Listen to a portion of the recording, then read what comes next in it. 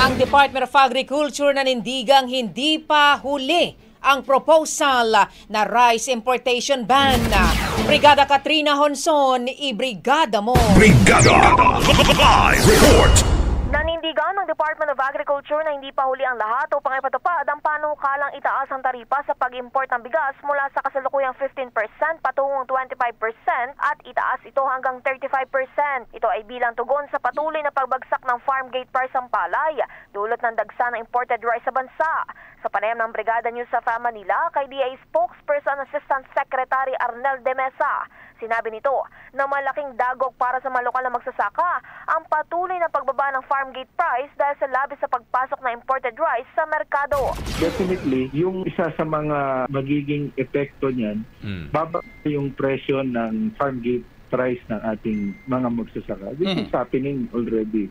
Kaya ang rekomendasyon talaga ng DA ngayon is now an urgent matter sa Malacanang na itaas yung taripa from 15 to 25% and eventually to 35%.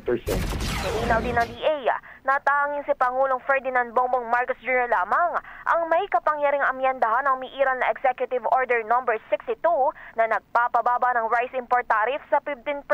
Bukod dito, pinayuhan din ng ahensya ang pamahalaan na maging maingat sa pagbalanse ng mga hakbangin upang maprotektahan ang kapakanan ng mga magsasaka at mamimili, lalo na't malaki ang epekto ng presyo ng bigas sa inflation at sa ekonomiya. Samantala, sa kabila naman ng ilang agam-agam mula sa ilang sektor, iginit ang DA na may sapat pang panahon upang maisulong ang suporta sa local production bago magsimula ang harvest season sa kalagitnaan ng Agosto hanggang Oktubre.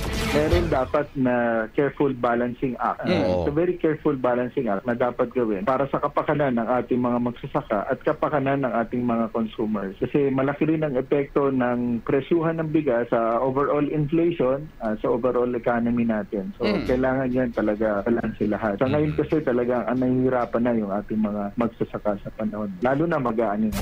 In the heart of changing lives, ako, si Brigada Katrina Honson ng 105.1 Brigada News sa Manila, The Music News Authority. Brigada. Ang bahaging ito ay hatid sa atin ng NutriCleanse Herbal Capsule. Linis tiyan, sexy tiyan.